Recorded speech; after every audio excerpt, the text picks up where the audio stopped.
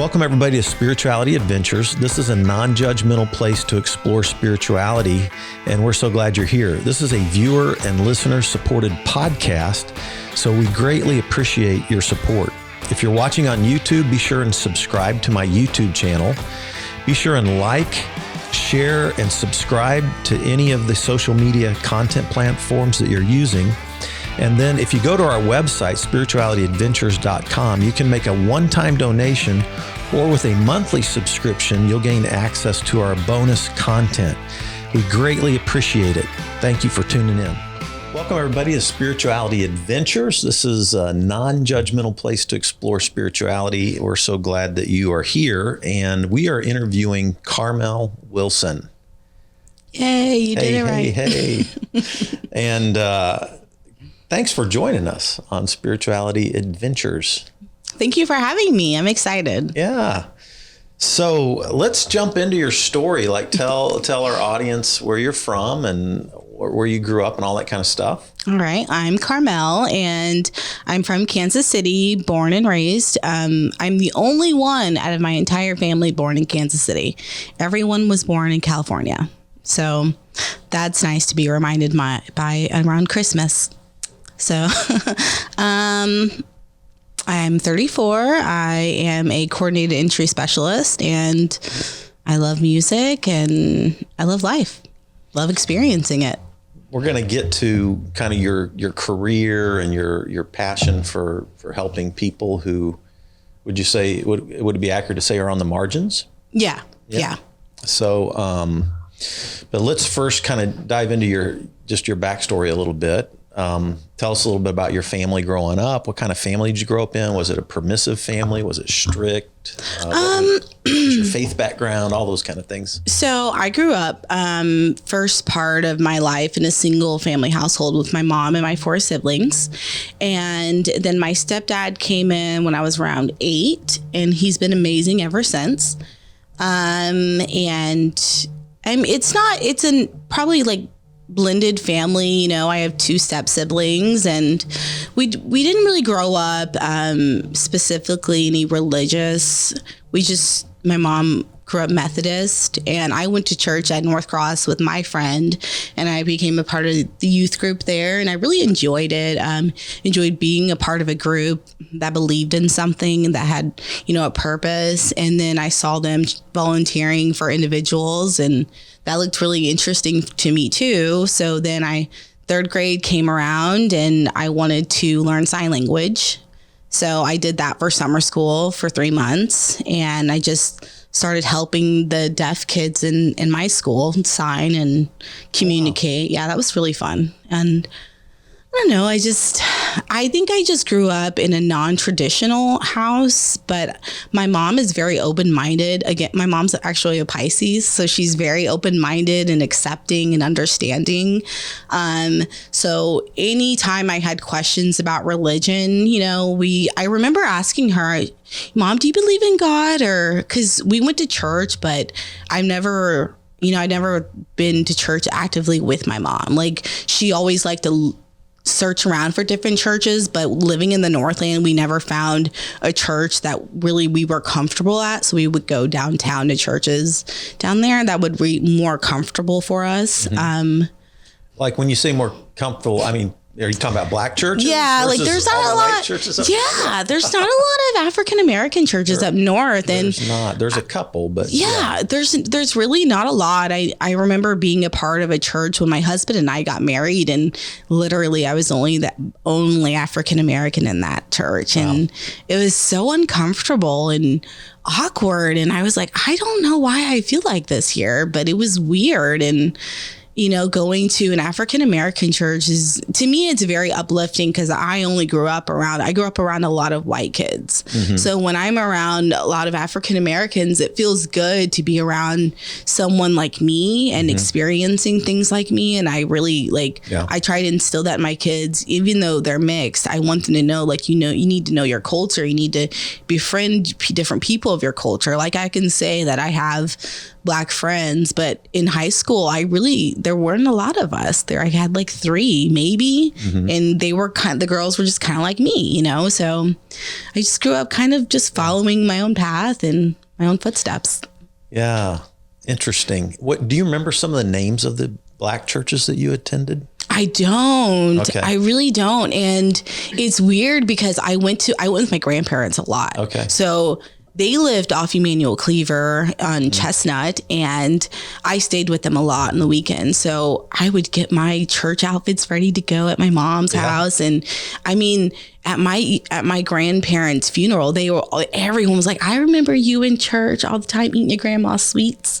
And I was like, I did, or like singing with the choir and just hanging out. But I don't remember a lot. I think I stopped going probably 12 or 13 when I started getting into sports and, you know, cheerleading and friends and all that. But I really enjoyed it though. Yeah, it's interesting. I pastored this church for 28 years up here in the Northland, and I mean, it was pretty white, though we would have had some representation from the Asian, Hispanic, and Black community, right? But not, I mean, it still would have felt like a white church, even though you could have looked around and probably found a couple other Black folks, or if you're Asian, you could have found a few other, you know, that kind of thing. But I always partnered really heavily with the African American churches and the Latino churches in our urban core. So I have a lot of relationships with the Black churches in Kansas City. Worked with them for years. And then when I went through what I went through 3 years ago, I decided, just when I started going to church again in 2019, I went to Macedonia Baptist Church, which is the largest historic Black church, I think, in Kansas City, Missouri proper. And the pastor there is a guy named John Brooks. There's actually 3 Brooks pastors that are Black in Kansas City. There's an Alvin Brooks years ago. Aren't they brothers? No. They're not? No, they're not brothers. There's Michael Brooks, who was one of our city councilmen. Michael's one of my very close friends. He used to pastor Mount Zion Baptist Church. Now it's called Oasis Church. I've heard of that one. And then John Brooks is the pastor of Macedonia Baptist Church. And when John started there, like almost 20 years ago, it was at 24th and Benton, in the core, and it was a small church, but it's grew. Now they're on just off I-7 or 71 highway on Linwood, right on Linwood and 71, and it's a great church. I've gone there for about 2.5 years now, and I'm one of the very few white people in the church. Does that feel weird? And well, I love it. When you first were apart, was it like, I'm the only white person here? So you know what was interesting, and before COVID, I started attending there toward the end of 2019, and then February 2020, I was attending there, and that was right before everything shut down on COVID. So if you remember, like everything kind of shut down in March of 2020. I loved it. But I went through Black History Month, February 2020, in a Black church as like maybe 4 other white people out of 1,500 people or so, right? And I loved it, and the music, and like it was the first time I'd sung the Black National Anthem in a church, you know, and I was in such a difficult place, and the music is an hour and a half long. And I love their worship guys, their song leader's a guy named Tim, and I love Tim, and it just was healing to me. Like the music and the way it talked about the struggle and bondage and all these darkness and, you know, light and overcoming and all these themes that are so important to the Black experience in America, right? It's in their songs. Yeah, like the struggle from slavery to freedom. It's all in the music. And and in a different way, in a spiritual way, I felt like I was kind of in bondage and needed to move into freedom. So those songs felt really, anyway, enough about me, but I like it. I connect with that community. And so I can see why you would have enjoyed it. And definitely. Felt at home. And, felt accepted and at peace, and really, really people talked to me, and it's nice. It's very nice. Very cool. So you were involved in music. What other things were you involved in high school? Cheerleading, friends. I was a part of I was a cheerleader all 4 years of high school, but I had a lot of different friends. I didn't have that one specific group of friends. I was friends with a lot of different people. I mean, I think Matt could tell you, like, I was just friends with a lot of just random people, but I really loved being active and social in high school and experiencing and knowing different people in high school. Like, it's just nice. Yeah. And Matt Cox, our awesome producer, videographer, is the connection here. Yeah. Too. He introduced me to you. So cool. Yeah. So out of high school, what was your path out of high school?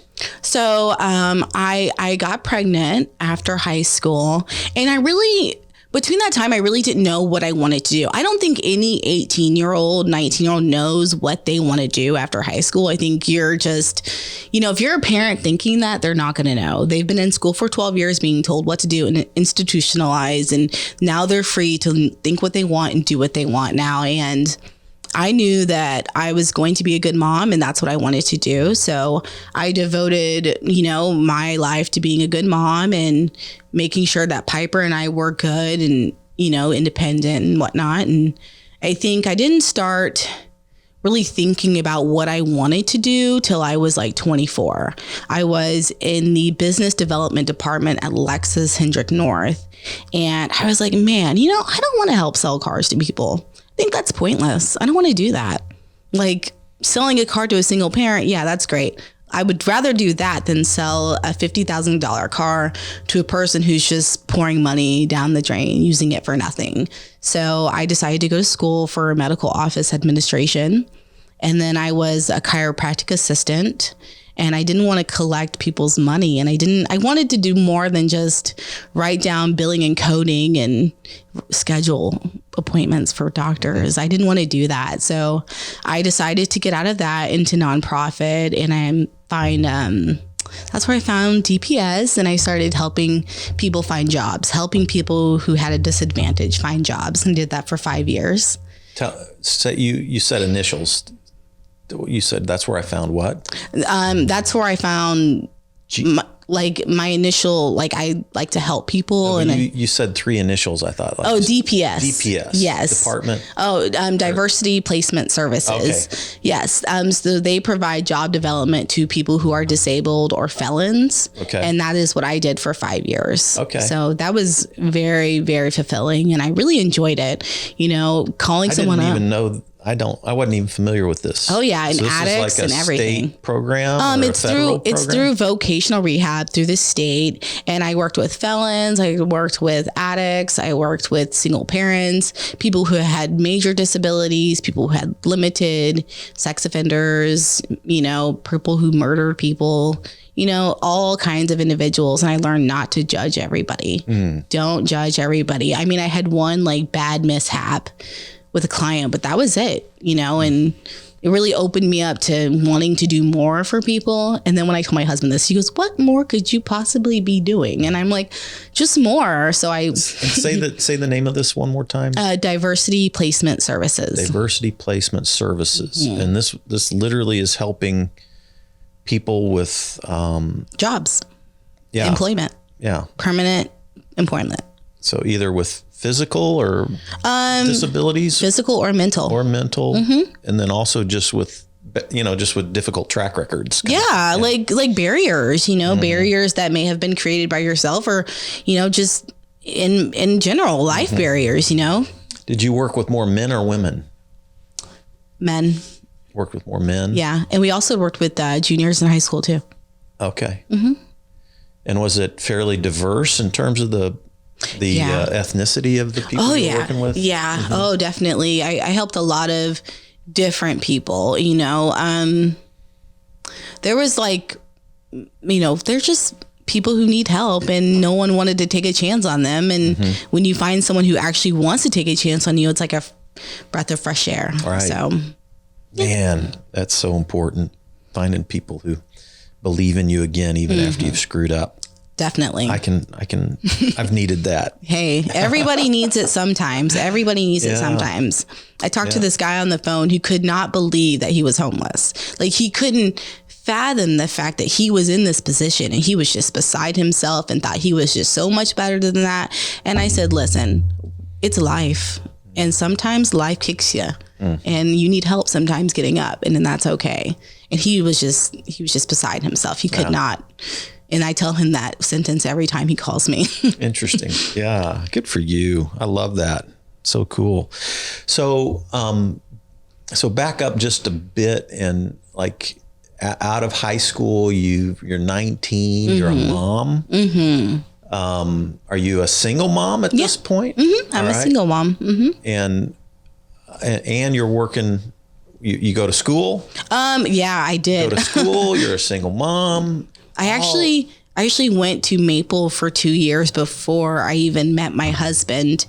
That is when I started school. But yeah, I went to, you're right. I went to school and was single mom and worked full time. Yeah.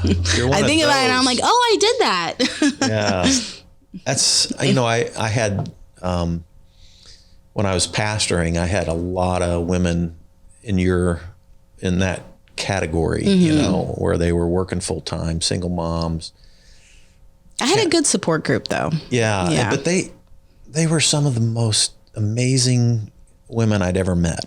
Seriously. And I started calling them my heroes, really, because they just were so devoted to their kids, to their family. They worked their butts off, and yet they were generous. They cared for people. They related to people who were on the margins because they were in a challenging place, all that stuff. Yeah. So I just found that group of people in the church were good at giving back. They were very good. They were some of the most generous people I ever met. That's good. Truly. That was something generosity was something in all of its manifestations, not just with money, but just with time and your heart and love and, just helping people out, that kind of thing. Very cool. So you meet your husband. Yep. And what were you doing when you met him? I was invited to actually a party he was throwing at his house, and I met him, and I think 2 weeks later, he asked me on a date. Yeah. And our first date, I didn't even know he went to high school with me. Like, he went to the same high school as I did, but I didn't know him. So I felt kind of like he remembered me, but I didn't remember him. I felt bad. Well, you were a cheerleader. Well, he played football, and I didn't even realize, oh. Yeah, that's good. So, you guys, so what were some of the most difficult things you went through in that early stage of your life? Just people not taking me seriously. That was the most annoying factor. I look so young, and when you know exactly what you want to do, no one wants to take you seriously when you're young. And I think that was just, and I was just they treated me like I was another statistic, single African-American mom. That was it. I had food stamps, but I was still working and still trying to live without those things, and I quickly noticed that the more money I tried to make, the less the state wanted to help, even though I still needed their help. You know what I mean? Like, if you get food stamps, you can't make over this amount because then we'll take them from you, things like that. And I was like, really? That's just ridiculous. But that's just how I feel like they keep you on that spectrum of needing their help. But yeah, I quickly learned that if I'm going to try and get people to take me seriously, I kind of have to be persistent and a little aggressive. And I'm not an aggressive person. So I just kind of had to be persistent. Yeah. So that's so fascinating. It's like you have to have a lot of inner strength to keep moving forward. And I have a really good co-parenting relationship with my oldest. her dad is really, really great at communicating with me. I mean, she's been going there for weekends since she was 1. So we're really good at working things out and communicating, even with my husband. Like all 3 of us, we work really well. Yeah. Very cool.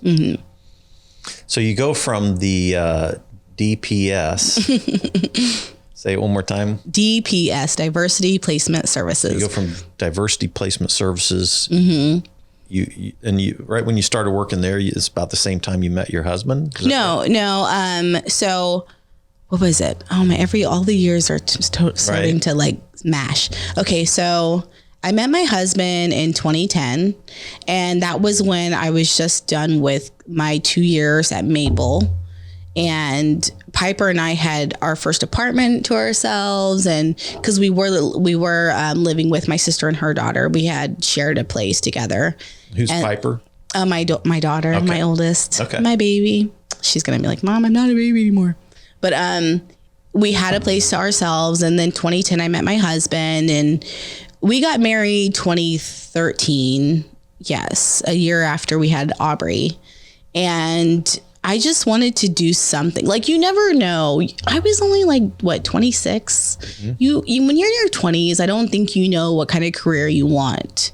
And I think that's really important to like really acknowledge, because I didn't know. I just knew that I was good at helping people and good at listening to people. That is what I was really passionate about, was like people and helping and listening.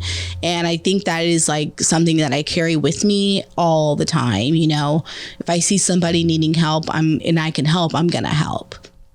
So I think like 2013, I was at Hendrick, and then, you know, selling cars, and didn't want to do that. So I decided to start at medical office administration. And then I started at DPS at 2015. Okay. Yep. And I stayed there till last July. All right. Yep. It was a long road. And what did you transition into? Transitional housing. So I work as a coordinated entry specialist. I work with Hillcrest at helping people find housing, homeless people. Okay. And that is so fun. That is so fun. Yeah. So let's dive into that a little bit. Okay. So and this is in the Northland of Kansas City, right? Yep. Yeah. The particular Hillcrest that you work for, is that Clay County? So I work for Hillcrest KC, and we are in Liberty. Okay. Yeah, we are in Liberty, but we help Clay and Platte County. Okay. Yeah. So these are all, originally they were kind of all under one thing. Yeah, and then they all separated. Kind of, it's still. Yeah, there's Hillcrest Platte and Hillcrest like KC. We call us Hillcrest KC. Okay. That's all I got. Yeah, Hillcrest KC. And how would a homeless person even find you guys and connect with you, and, you know, all that kind of stuff? They just like Google transitional housing, and we are probably the number one that pops up in Kansas City. And we go on a lot of lists, a lot of shelters. They go to our website. A lot of people go to our website. If you sit here and my phone's ringing, it's people just ringing, calling for assessments or calling for help or some kind of resource. And so you've got enough feelers out to the community, either through websites, social media sites, so that you pop really fast. If somebody has a phone and they can Google you, right? Yep. Then you're going to pop up. But then also you're working in shelters. Like, what are some of the shelters that you have connections with in Kansas City? All of them? Pretty much. They all call. City Union Mission, Synergy, Green Hills Women's Shelter. God, and there's not many up north. There's not. And you know that, like, I just made a goal. I started Hillcrest, and like 3 months later, I was like, you know what I need to do? I need to buy that Kmart building and turn it into a shelter or an apartment complex. And supervisor just looked at me and said, And I was like, you know what? And and I'm going to do it under Hillcrest. That was just something that I was just, and then the CEO was like right behind him. And that's just because we don't have a lot of low income housing up here. We really, really don't. We need it. There's Section 8 stuff that's sprinkled around, Yeah. I love how you said that, sprinkled around, because it really is. Yeah. And no one takes it like they used to. Most of the apartments up north used to be Section 8. And even though they didn't say it, they accepted it. And now most of them don't anymore. Oh, really? Yeah. It's very, very rare. Interesting. I say there's like 6. Wow. But Liberty has their own housing authority too. So it's interesting. When I started the church back in 91, the church that I planted, I didn't have a core group. So I went I did the door to door thing. And I noticed I was 29, looked like I was probably 16. And, so nobody took me seriously either, even though I was white. Yeah. And grew up here. Doesn't matter. You're young. No one wants to see you. I was young, and it's I'm knocking on doors, and I noticed when I knock on all the pretty nice places, they just would pretty much shut the door on me. And I had a really low key approach, I'd introduce myself, say I was starting a new church, and then I just had some really gentle questions, so it wasn't like an aggressive approach or anything, but so then I just started going to the the poorest places I could go. Yep.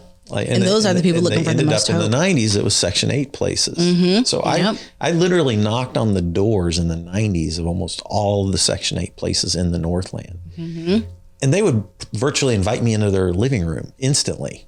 Right. So when I realized that, I actually started taking sacks of groceries with me. Oh. And then I would go knock, and then people would invite me in, and I'd just basically just get to know them and offer to pray if they had any prayer. They always had a prayer request. Oh, that's nice. And I'd always ask if they needed groceries, and then I'd go, and so that's how I did it. I just delivered groceries and prayed with people and stuff like that. And, the church grew, and I could show you all the places I went in the 90s, but I wouldn't know which ones are still. Because they have different management now. Right. And which ones aren't. And, and I don't know if there's new ones, but would you say in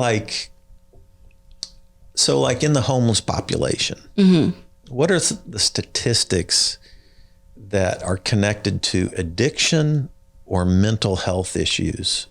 I think it's more mental health, if anything. Okay. I think a lot of them are struggling because if you aren't medicated, if you have a disability, let's say it's bipolar, let's say it's manic depression, bipolar, and schizophrenic. Let's say that you have to medicate those. Yeah, you have to. And if you don't, things are going to turn inside out so fast. Yeah. And the more I assess more people who are disabled than anything. I don't get a lot of felons. I get addicts, but most of those addicts have a disability, and they have been either abusing their medication or not using their medication correctly, or drinking on their medication, or doing things that, will alter their mind so much that they are going to have an even worse disability after. Right. So, and we get I have a list of 30, 60-day programs, and I am quick to just shoot those out, get an email, shoot those out. And rehab programs. Yeah. I was in. Yes. Rehab programs. Yes. Yeah. I just call it 30-60. My supervisor's like, what's 30-60? And I was like, oh, the program. I was sent away for 120 days. Hey, man. You look good, though. You look good. At any rate. I can't say I was happy about it, but nonetheless, I certainly needed to detox off the Xanax and alcohol for sure. And even as a person who was in shape and highly successful and all of that stuff, it still took me down. Yeah. Right. So we like to say that, and that for me, I didn't have a corresponding, the only thing I would have been diagnosed with prior to that would have been insomnia. And probably that was caused by just like a general anxiety disorder, but that wasn't ever diagnosed. The main way that manifested was insomnia. Yeah. And so way into my 50s was when I finally got tired of not sleeping. And then I tried to start, anyway, long story there. But the point being is that these like mental health issues, like what you just named, and then the corresponding ways that people either medicate or self-medicate, it's no respecter of persons. It's not a rich or poor thing. It's not, a black or white thing. It's a care about it thing. Like people need to care about it to help. Yeah. And we had all these like mental health facilities here, and now they're all gone, and they just let those people out to fend for themselves. And then there's waiting lists and waiting lists and waiting lists. And they're like, I don't know what to do because I'm on the waiting list, but I don't know what to do from there. It's a very like, what do they do? And they need someone to point them. And insurances are starting to cover these things, but limited. The problem is so many times, like how many of your clients actually have insurance? Oh, none. Yeah. Right? Or if they do, it's because they have SSDI and they have to have insurance because you have SSDI. Okay. So, yeah. So somebody calls and you do a total intake evaluation. I do an assessment, and that's normally like 30 to 40 minutes. I learn about them. I learn like their social, private discussions, what they don't want, what they do want, if they need someone to live with them, just basic things that you need to know to help somebody. And I also refer them to vocational rehab so they can get a job and get a social security card and an ID. Because I notice a lot of people don't have an ID or social security card that are homeless. And to get your social security card, you have to mail in your ID. And that is a very frustrating thing because I am one of those individuals because I lost mine and I'm like, but I don't want to send my license because then I can't drive. Or like go anywhere. So it's that they're dealing with a lot. And I think it's very frustrating when you tell someone they need to go get a job. They're homeless. They need a job. But how are they supposed to get an ID that costs $30, that they need a birth certificate, a place of an address, and their social security card? Like, how are they supposed to do that when they have no money? They should probably give them out for free or something. And how do you vote? Exactly. They can't even vote. Yeah. Their vote counts too, and right. They can't vote. They can't vote about the things that we're discussing about them. They can't do it. Yeah. So would you say that what percentage of the people that come to you are single? What percentage are married? What percentage have children? I would say 50% are single people. Okay. A lot. Mostly men or women? Both, I'm sure, but. It's weird because when you're single and you're homeless, you could be fleeing from domestic violence.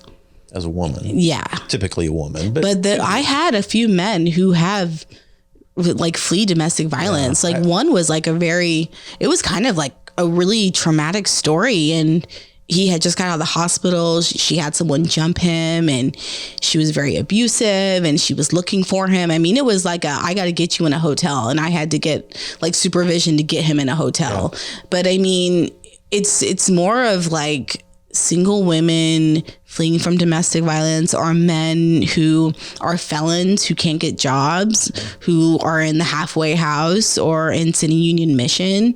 I've been getting a lot of calls from City Union Mission, but or children. Like, it's rare if they're homeless and they have children, but that is like, get you out of that position, because I don't want you sleeping in that car with those babies. Right. Like, that is something. That's a thing. You have single moms sleeping in cars, literally. Yeah, that's a thing. And it's unsafe and it's sad, and it makes me think about me and my kids. Like, and I looked at my husband, he goes, I don't care if we were divorced. No, absolutely not. And I'm like, and then I asked the woman, why aren't they with their dads? And like, they're fleeing DV. So it's like, would you rather live under a roof getting beat on every day or sleep in a car with your kids? I would choose the car with the kids any day. But they're running for their lives. They're trying to figure something out. So, yeah. Do you ever get calls? Because, there is a teenage homeless. Oh yeah, issue. No, we take care of the youth as well. Yeah. And you got a teenager who just is typically in an abusive home, and they get out of there and now they're homeless, right? And they're so vulnerable. Oh, right? So vulnerable. It's so sad to see. I was literally like 16-year-olds, like homeless. Like that's insane to me. But there's programs out there too. There's Job Corps. We have a youth program at Hillcrest and KCK. If you're under 18, they keep you for a year, or they keep you until you're 18. There are youth programs out there. They're not well known at all. Doesn't Synergy have a teenage home? They do. They have a youth program too. They do. They're a little strict, but I think they're really good. I just think that parents have got to start caring about their kids. I mean, for real, this is like, if you're a single parent and it's hard, I get it, but don't kick them out. They are going through crap on their own. I almost said the other word, but it's all right. They are going through stuff on their own. You don't need to make it worse by just harping on them or like being crazy to them. It's insane. Yeah. Wow. Do you find, like in terms of like what's your age? Is the age range literally from teenagers all the way to older adults? Age range? The oldest adult I've got was 68 years old. Wow. And I tell you, no, I lied. I'm sorry. She was 62. But this was a person that was like, she came in after my dad passed, and it was like my first week back to work, and she was about to get evicted. And I was like, oh my God, I got to help this person because I can't let her just go home and be evicted. So I searched and I worked hard and I got her rent paid for 7 months.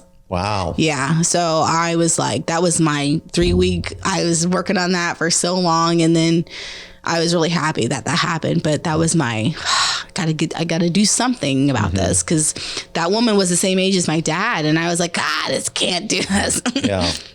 And then do you find, does it seem like is there more white, black, Latino? Is there any kind of mixed, or is it just all over the map that way too? It's really all over the map. I see more of domestic violence and addiction right now. It's those two I'm seeing a lot of. Okay. So much of. I just spoke to a lady who was getting like a lot of money in SSDI, and I said, why aren't you renting somewhere? And it's her disability that's keeping her from doing that paperwork and filling things out and budgeting and managing her money. Like, we can give someone SSDI, but will they be able to budget and manage? Maybe not. She shouldn't be homeless if she's getting, over $1,000 a month in disability. Like, so it's a lot. Like, no one's helping anybody. Yeah. And you got to find people to really devote to help. Yeah. So you guys not only place them into transitional housing, what's your longest amount of time that people usually stay in your housing? Because your stuff is pretty nice, right? You and people, if I understand right, do they get if they get into let's say they get into one of your apartments, do they have a little bit of freedom on the furniture? They have a little bit of, no, they just get what you. So, okay. But it's all really nice furniture. It's like looks new. Yeah. I mean, they come in. So it's like a furnished apartment. Yeah, it's a furnished apartment. They don't even need to buy food because there's food there. There's pantry there. There's things that they need: tampons, deodorant, toothpaste. Activities that they do as groups there. They help with budgeting. So transition is 3 months, and then typically I tell everyone who's in transitional to sign up with rapid rehousing, because that is my part. I assess them for rapid rehousing, and rapid rehousing is 3 months paid rent. And that is when you get out of transitional, you get accepted to rapid rehousing, you look for your apartment, the case manager approves the apartment, and we pay 3 months rent of the apartment. In our youth side, she covers a year, because, like you're a youth and you need help. You need longer than 3 months. Right. When you're an adult, you're expected to get your life together in 90 days. Yeah. I don't know how, but I'm managing. But after they are out of the transitional youth program or any of our programs, we always like to make sure that they're going to be okay and that they can come back to us whenever they want. Yeah. We're not a one and done kind of situation. Right. It's interesting, in the evangelical community, which I grew up in and was a pastor of, pro-life was a big issue, right? Mm-hmm. And it's interesting to me that if there's a safety net for young women mm-hmm. who find themselves pregnant mm-hmm. in maybe less than ideal circumstances, mm-hmm. There's a, just providing a safety net. Mm-hmm.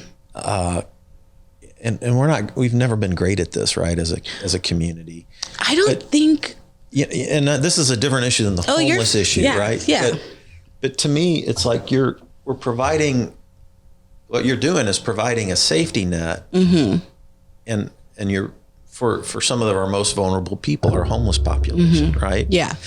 I think that same concept applied to multiple types of vulnerable people. Mm-hmm. Mm-hmm. Man, I have such a passion for that. They also have a choice. I mean, you have a choice if you want to get out. Like if you have your identification, if you have your social security card and identification and you have a PO box for your address, what is stopping you from going and doing that job application? Mm-hmm. And you said that the homeless population with the teens, mm-hmm. I'm seeing a lot of young pregnant girls, and mm-hmm. it is very frustrating because I was a huge advocate for Planned Parenthood. They gave out contraceptives. They gave out free contraceptives. Mm-hmm. Those girls used it. I used the contraceptives. And now that they shut down the Planned Parenthood, no one is giving these girls any contraceptives. No one's teaching them. No one's showing them, hey, you can say no. Hey, you can get up and leave. Hey, you don't have to be in that situation. Mm-hmm. No one is doing that at all. So when we meet these girls, I literally tell them, you have a choice.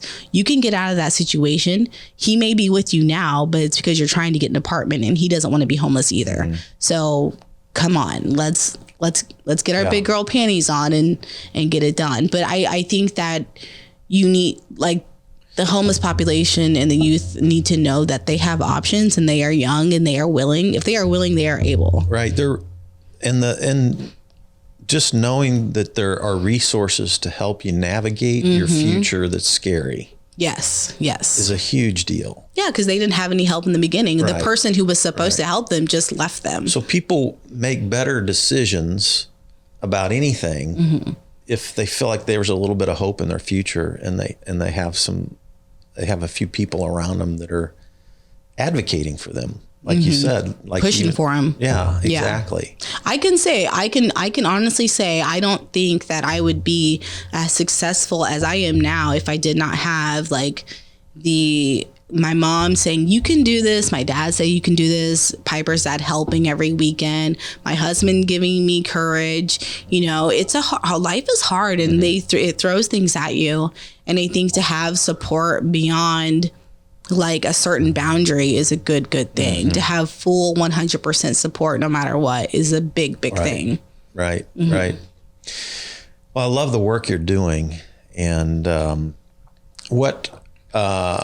so you get them into what's called rapid housing. Mm-hmm. So you go from transitional housing to rapid housing to mm-hmm. then is it then at that point you're also helping with jobs and stuff, and the goal is to kind of be fully integrated?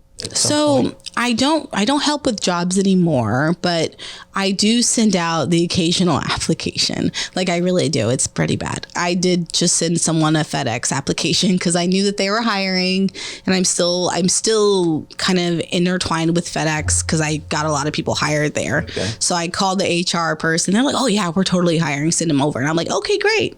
So I do that a lot. And my supervisor definitely hears me do it. But they're really okay, you did that part of your job, so great. Okay, now you can do something extra for them as long as you do your main part. And I'm like, okay, great. Yeah.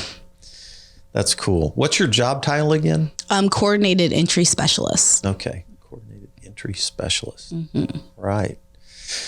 Well, I love that. How can people connect? Like, do you guys work with volunteers? If people wanted to help out, what are some of the volunteer roles that are needed around this work that you do with the homeless? That's a really good question because we have so many. So we have volunteers at all the transitional homes, and we actually just started our program assistant is now starting to get volunteers in our office. We get a lot of people who donate food and clothes, and when they donate them to our office specifically, we give them out to anybody who comes by.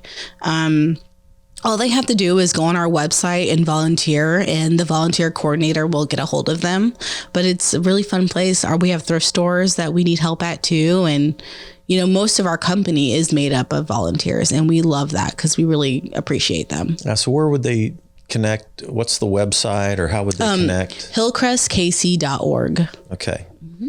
hillcrestkc.org. I'm guessing there's a landing page there, and then there's the page, then you click on volunteer tab, and it'll have you either fill out a volunteer application or a phone number. We just hired someone to handle like all the volunteering for the whole company, so give her a minute.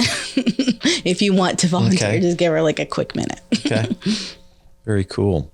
What would you want people to know about the work that you do? Like, if you could just have a minute to like give a quick plug for what you're doing, what would why should people care about this? Because everybody deserves somewhere to live. It's a basic human right to live under a roof. You should not, just because you're born doesn't mean you have to live on the street. I think it's important to know that other countries don't really. What did I learn in like Ethiopia? They don't even pay rent. They don't have a mortgage. They don't do that there. Like, they just have a home. And I was just there in October, and the numbers of women with little babies breastfeeding that literally are sleeping on the sidewalk. It's ridiculous. It's crazy. It's ridiculous. Yeah. And I think that we just need to start caring more about those individuals who need help. Like, we really, really do. I think it's important. The people who are doing this for a living, like me, be patient with us, but also be nice and know that we're helping other individuals while keeping our sanity as well. Like, it's hard hearing those stories every day and then going home to my lovely family and dealing what I'm dealing with. But at the same time, you have to understand that we're helping a lot of people in a short amount of time. And people who, like, landlords aren't the nicest people right now. They are not. And if you are not making an income, they do not want to rent to you at all. And I think that's important to know. Like, landlords, well, stop hiking your prices and maybe you would find a good renter. But it is. It is. I just talked to like 3 of them last week. I couldn't handle it. Yeah. Everything's jacking up right now. It's frustrating because I'm so cheap. I don't like to spend money on things that I like. $3.69 for gas is stupid. Like, I was like, I Googled your house from mine. And I was like, okay, it's 15 minutes, but like, how can I save the gas? And then I was like, well, if he was closer, I'd like jog or something. But I'm thankful that I can work from home when I need to work from home. But at the same time, at Diversity, I drove 500 miles a month for work alone. Yeah. That was it. So I'm curious, in the last couple of years with the pandemic and everything, did that change anything about what you do? Like the pandemic? So did it make it harder? Did it make it to where there were more people? Did you have more needs and less resources? So when it started in February, this is interesting that you asked that, because I was actually working 2 jobs. And when it started, I was like, man, they're sending me home to work for a whole month. I'm so excited.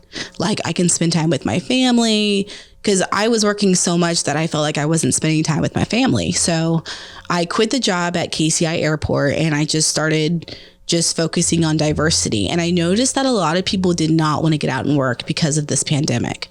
But I did notice that a lot of people were changing the way they were thinking about working and about, like, are we living to work? Or are we working to live? That kind of thing. And I did a lot of soul searching myself. I did a lot of rethinking about how I wanted my life to be and what kind of person I am. And I think I've grown immensely these past 2 years within this pandemic. And I think I learned a lot about myself. And I think that people have almost kind of given up on doing things, how can I say this nicely? That the government thinks that they should be doing, like working to live in a place to pay expensive housing, or, some people think that they should get free food because that's a basic necessity. You have to live to eat. Like, those are things. And I think that a lot of people are starting to think like that. Like, I want to live in a smaller place. I want to live easy. I don't want to work as hard. I don't want to work that 60-hour week. I want to work 30 hours a week and enjoy my life. I think a lot of people are thinking like that. And I think that people who were already struggling are going to find a harder time getting back on their feet if they're not willing to make the effort. Because I see a lot of that enablism in my job. I see, well, aren't you going to look for the apartment for me? Are you going to do the paper? No. Oh, no, honey. No, you're going to do it and I'm going to pay for it. But I see a lot of that enablism, and a lot of case managers were already doing that before, but now they're having to carry them into apartments and looking and carry them into jobs. Like, I was one of the people who were enabling them. Like, I was doing people's applications for them just to get them on faster. But I didn't teach them anything. And they would argue with me when I made them do it. And I'm like, but you have to do something to get this. You have to do something. Right. So it's almost like because the government was actually trying to help more people. They ended up helping people that didn't need help. And now those people are relying on that help already. I see. Yeah. I mean, they should have already... I loved the stimulus checks. I loved them. I found no problem with them. We bought our house and I was like, all right, great. I'm gonna save these and buy a house. That's what we did. But I mean, a lot of people were using them to they weren't paying rent and they were using them very irresponsibly. And I noticed that, like, if they were homeless and they got a stimulus check, they didn't do much with it, you know? And I mean, $1,200 to a homeless person is like, oh my God, I can go sleep at a hotel maybe, or do whatever I want to do with my money, you know? I mean, I even, like, before my dad passed, I was trying to get him his stimulus checks because he didn't get any of them. And I thought it was like the weirdest thing to me. But it was just, I think that we were already helping homeless people before the pandemic, but I think a lot of people helping them were very burnt out. Because I know I was one of those people. I was very burnt out and really needing a break from, helping others, and I needed to help myself. And I think that the people now who are done focusing on helping themselves and ready to hop back in, now the homeless population is like, what do we do? Because now there are people who are wanting to work less and focus more on themselves and not so much as homeless individuals. So if that makes any sense. Yeah. Well, I love the work that you guys are doing. It's something that I've always had a heart to support, and have always encouraged people to network and jump in and volunteer and all that kind of stuff. So thank you for all of that work that you've been a part of. And I'm just to kind of maybe a closing thought. For some of us in the faith tradition, like I still call myself a Jesus follower. And a part of the thing that I love about Jesus is that he had a heart for the outcast and the marginalized and the sick and the disadvantaged and the outsider. I mean, he intentionally went. That was his ministry, basically, was with that crowd. And, with sort of the super religious, self-righteous power crowd group, he didn't get along with that group so much, So, and I think that as, for those out there who would consider themselves as Jesus followers, you're giving some way in some form or some fashion, whether it's money, food, clothing, volunteer time, whatever, to some of these more vulnerable populations, I think is very, I think it's a part of so many faith traditions, not just Christian faith tradition, but so many. I just think it's an important role that we have to play. I think it's important. I think, you're right. Everybody has got to help everybody. I think it's hard to get up on your feet by yourself. You can't tell me that someone didn't help. Someone didn't give you some kind of inspiring words or some kind of, oh, really? I'm going to wake up tomorrow and it's going to be a good day. No matter what, I'm going to have a good day, And I think that if it's important to know that, be a little empathetic. Have a little empathy for people. It's okay. Yeah. It's not going to make you, grow weird hair or a pimple. Right. It's going to be okay. And don't always have to be so judgmental and try to figure out all, they wouldn't be there. So judgmental. All those judgy things. Yes. I hate it. They're there, Yeah. And, and I could have been judged for all that I've done. I'm sure I was by some, but I'm so thankful for those who kind of just loved me anyways and reached out and showed that love. So we all need that. Definitely. Well, thank you so much for joining us, Carmel Wilson, and encourage everybody, if you want to check out hillcrestkc.org, we will and we'll be happy. I know they will be happy to have the volunteer resources that go there. So thanks. Thanks for joining us. Thanks everybody for listening in. We'll see. This concludes today's episode. Thanks for tuning in and listening. Remember, if you're watching on YouTube, subscribe to my YouTube channel. Remember to like, share, or subscribe to the social media platform that you're using. And then go to our website, spiritualityadventures.com, and make a one-time donation, or you can subscribe monthly and receive our special bonus content. Thanks so much.